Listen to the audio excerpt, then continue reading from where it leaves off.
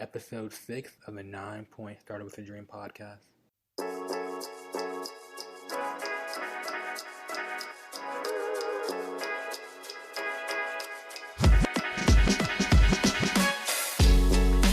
Welcome to the 9 Point Started with a Dream podcast, where we share the stories of athletes and the community that supports them through being real and authentic about their journey.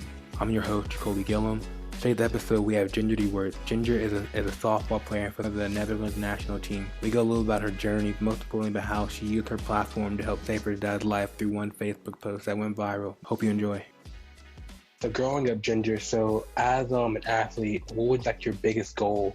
Well, softball it is not big.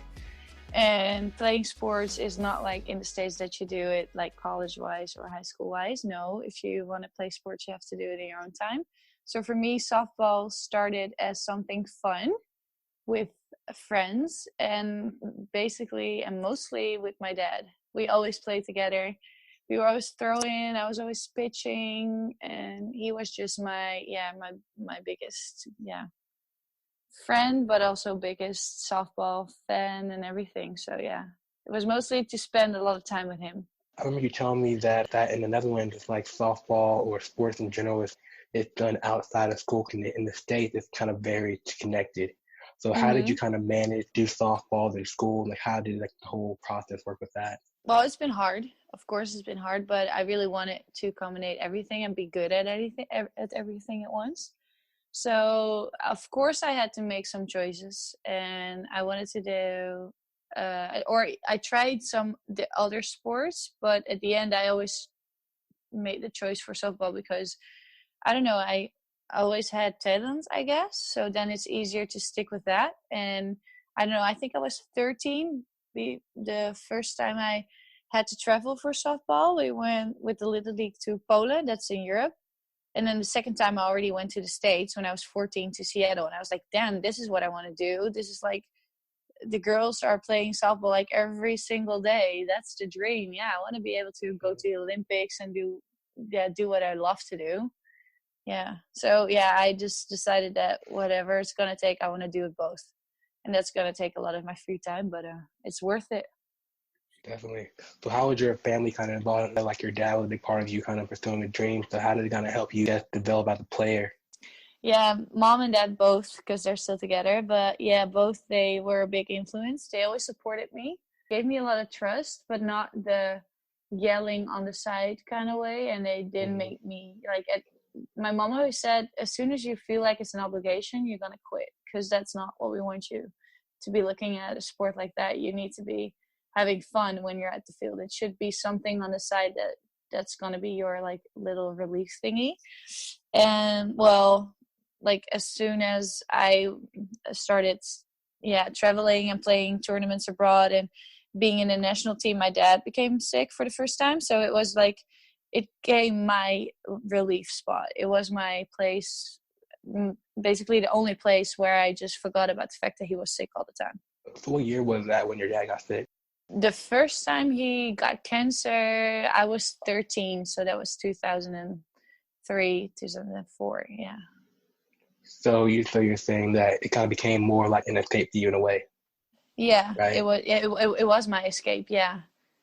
It was the only thing that made me not think about that. Yeah, the worst thing was that we had to say goodbye because during the surgery, well, he always had back pain issues. So, and then after a year of all these tests and everything, they were like, well, we figured something that's really not normal in your blood. So they kept a little track record of that. And then they found something on his kidney that was like a little, we call it a polyp. I don't know if that's the English word as well, but they found a little spot on his kidney. And then that grew in 3 months from a half centimeter to a pineapple. And they were like, well, this is bad, so we have to get you into surgery. And during the surgery, they figured out that it was cancer. And then his one kidney was already, damaged through all cancer. So they removed the tumor and the kidney. And then during the surgery, his lung collapsed. So that was a thing that wasn't really fun. And then a day later, he got a bacterial infection in his wound. So he was in intensive care, and they told us, yeah, you have to say goodbye because he's probably not going to make tomorrow. And that's not really I don't know. That's, I think, the worst thing I ever had to do, to say goodbye to your dad while you don't really know what's going on, because you're 13 and your dad is like your big prince. You should marry somebody that's going to look like your dad. He's your hero. And then, well, for 9 years, he was cancer free. And in between, he always, like, he's the troublemaker. He always has something going on with his health. So he had a lot of things in between. But after 9 years, and I found out that I was selected for the World Championship in Holland in 2014. 2014. And then he got the news that, first of all, he had cancer again, and second of all, all the other stuff with his kidney, and it was not good at all. So it was really, I don't know, he was cancer free for 9 years, but it came back, but a different kind of cancer. And they tried to remove it, and that was all good, but then his kidney failed. So while this is all happening, are you still like playing every day, or how are they kind of mixing your softball with that, kind of being there for your dad and kind of being your sport, passing your softball? Well, even during that time, I always played. Okay. I'm the type of girl. I have how do you say it, ADHD, so I'm really busy, but I can manage it, but I need to be busy, and I want to be busy. So that's what I also did during all of this, because like I had to make tests for my new work, because I just got a new job and I was living on my own, and I had national team and I had my club team and I had everything going on together. So yeah, that's just kind of how I am. I just always mix everything in. And this was also something that I just switched on to survival mode, and it was just getting through day by day, and just as soon as I'm on the field, I could forget about it and just go through the routine and do whatever it takes to get him alive by the end of the day. So I'm guessing during this time for him, that it was kind of hard for him as well. So like, were you kind of more of like his rock, kind of seeing you maybe like playing softball, kind of pursuing your dream? Was that kind of helping him keep fighting, maybe, or what do you think about that? I hope so. That's what I hope it did. I can remember still the day that like we got the news that his kidney was failing, and we had to look for a kidney donor, because you cannot be on a list if you're not cancer free for 5 years, or that's the ruling in the Netherlands. And then I knew, well, I told him, you're going to get my kidney. And he said, no, you're not going to do that, because you're not going to be able to play softball on the level you do right now. I was like, well, Dad, you cannot decide for me if I want to. And then I called with the hospital, and they told me, no, we're not going to do it because you're too young. And if you want to have kids, it's going to be, it can be a lot of trouble with one kidney. So I was like, okay, well, then I'm going to do something else, because I'm not the type of girl that's going to wait and sit around. So what I did, I wrote down our story, and I said, I'm going to post it. I already posted it on Facebook. I said, Dad, this is on Facebook right now. And I know you're probably not going to like it, because people don't know that you're sick. We're not that type of family. I said, but I'm going to do this because this is the only way I can help you out, because you're not letting me give me my kidney. So this is the only way that we're going to find a kidney. So this is what I'm doing. It's already out in the open. So I hope you like it. And then he started reading, and he started crying. And he's like, first of all, really thank you. I never thought that somebody could ever do this for me, but yeah, you're my baby, so I know somebody would. And then second of all, it was really weird. It felt like coming out, but that's like the wrong word, but it's like how it felt like, because my dad is he has his own shop, and he's always working, and everybody always saw him working. And I wasn't really talking about the fact that he was sick all the time. So nobody really knew how bad his health was until I posted everything on Facebook. So that was kind of an eye-opener as well. Yeah. So once you made that post, what happened next? Did it go viral in the country? It was crazy. Yeah, it was crazy. I reached like 22,000 people in one day, and that's like a lot for the Netherlands. But we got some people that emailed me for TV shows and for paperwork and for everything. But my dad didn't want to do like anything like he didn't want to have too many eyes on him. So this was already too much. So we decided to only do the local paper because of his shop, people should know like what's going on because they could read about it now. So we did our little story in the paper, and everything else just went through Facebook and all of that. Yeah. It's not that we looked for any social media, other stuff. It was just Facebook and the paper. That's awesome. You can kind of use your platform to make a difference in the world. Pretty much save your dad's life from putting posts. Yeah, I don't always like social media, but for this fact, I really do like social media. And it's weird because 4 other people emailed me if I could help them out finding a kidney, and all those 4 other people find the kidney also through Facebook and their story. Wow. Yeah, it's crazy. How long did it take for your dad to find a kidney after that post? Well, you're not going to believe it, but I think I posted it in July, the end of July, and we heard he had a perfect donor for Christmas. So it only took us like 2.5 months, 3 months. Wow. Yeah, and they removed his kidney, like the piece that was left. They had to remove it in January, and then he had to go on dialysis for 6 weeks, and then he received his the donor kidney. And the donor is really doing fine. We ate with her the other day to celebrate the birthday of the kidney, but that's weird. But we do that. We celebrate the birthday. And yeah, she's all fine. She's all fine. She's really good, and she's happy, and she's really happy that she decided to do it. But she lost friends. She lost people in her home situation that weren't accepting the fact that she wasn't saving her organs for her sister's children. But she said, yeah, she had a personal story to it as well. Her dad received a donor, so that's why her dad was living longer than he otherwise should have. And she was like, I'm a donor like when I'm dead, but why should I wait and help somebody and whole family right now? And I can live and continue and see what kind of good I did to somebody in somebody's life and the whole family's life. So she really was already thinking about doing something like this. Power of Facebook, Yeah, amen to Facebook right now. Amen to Facebook.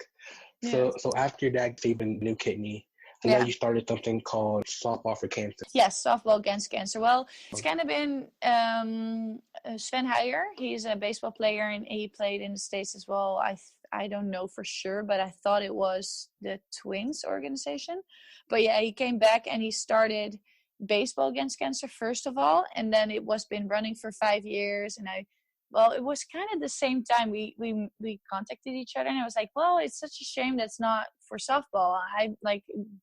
Can I have or do the softball part? And he was like, Jin, I just wanted to ask you if you want to do it, but it's still like short time with your dad. I was like, no, I want to do this. I really need to do this. And now we already have it for 2 years. It's Softball Against Cancer, and the day after is Baseball Against Cancer. And what we do is we give a clinic for only €10 per kid. It's like not like it's €10. It's like, I think that's like about $12. And they have classes from 10 in the morning until 4 in the afternoon. And we just teach the kids play better softball. So I have the whole national team is coming, and the young national team, and I have all the international players we have. And it's really a lot of fun.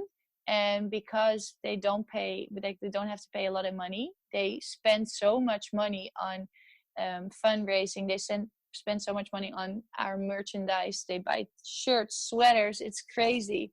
That's how we raise most of the money. And then at the end, I think with the 2 days last year, we raised €16,000. So that's about, I think, $18,000. Wow, that's awesome. So what day is it going to be this year? It's not revealed yet, so you're gonna have you're gonna be the first one to know then. So okay. It's gonna be the 1st of May. So it's gonna be Tuesday, the 1st of May, and then Baseball Against Cancer is the 2nd of May. But this year's I'm gonna take it at a higher level. My dreams are not done yet, so I'm gonna make it even better and bigger. Right now we're reaching like 160 kids yearly, like the last 2 years, but I want to reach more, because I think our softball level can be way better.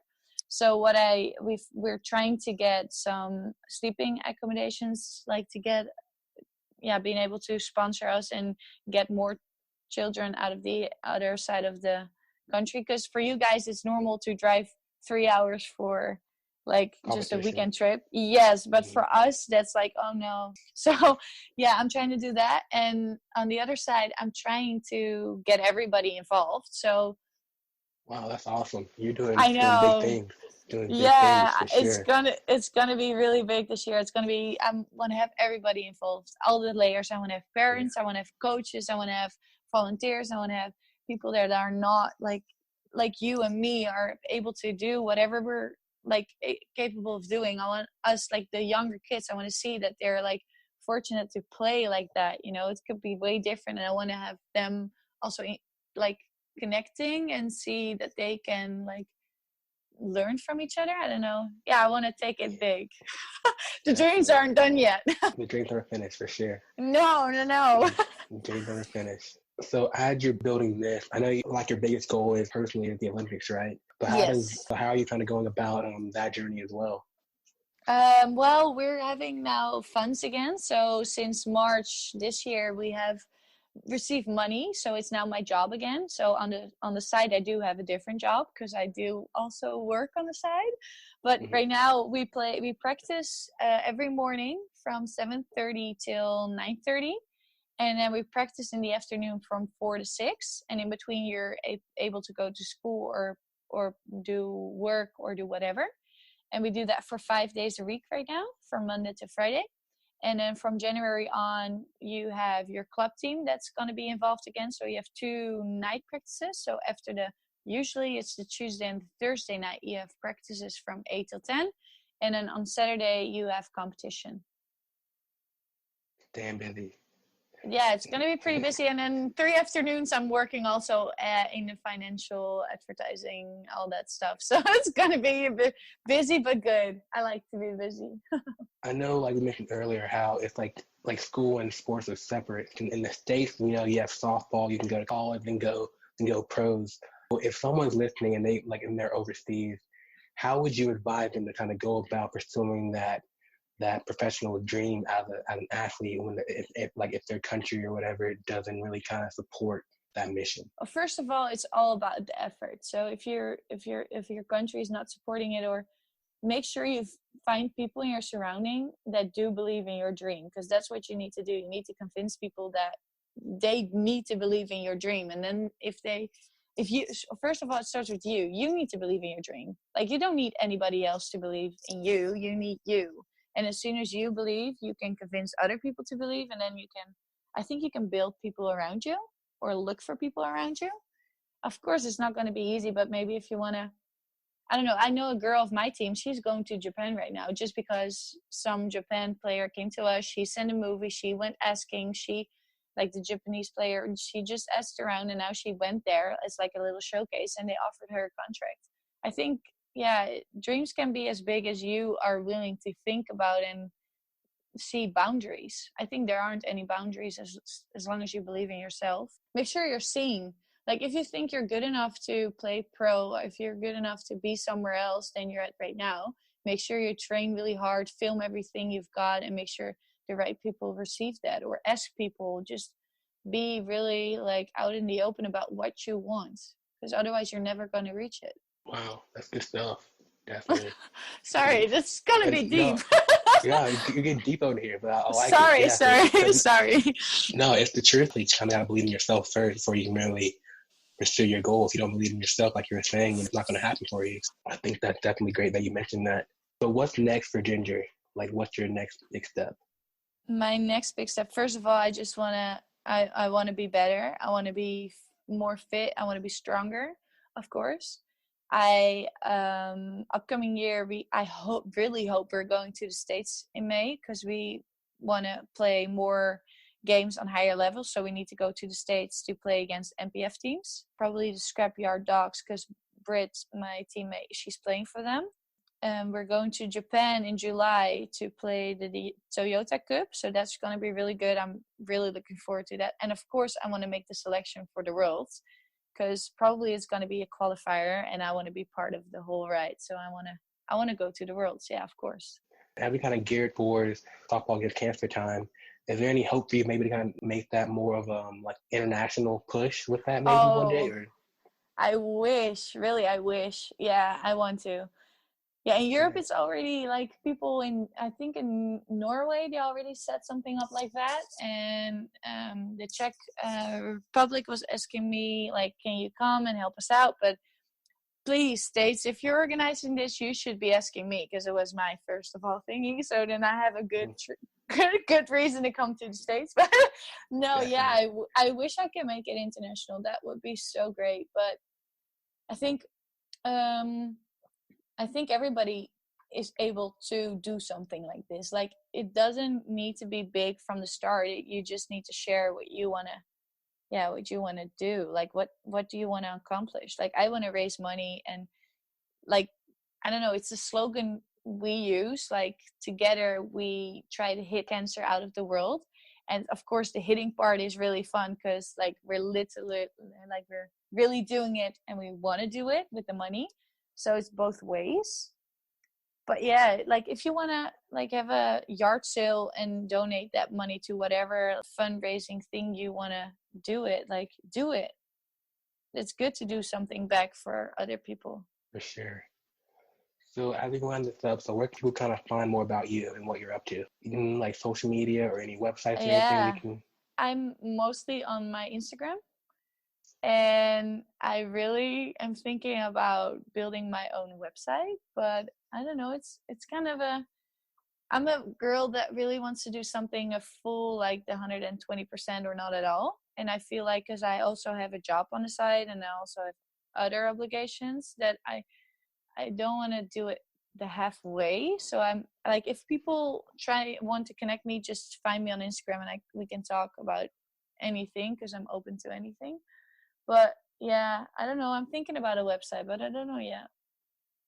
One day we'll plan it out. Yeah, because I'm more if I'm gonna do more, then I'm gonna be probably gonna make some YouTube videos instead of blogging. I think because speaking for me and giving presentations and I don't know being with people is more my thing than just typing. Because I don't know I can make myself more clear. I think when I speak. You have a really dope story, Ginger.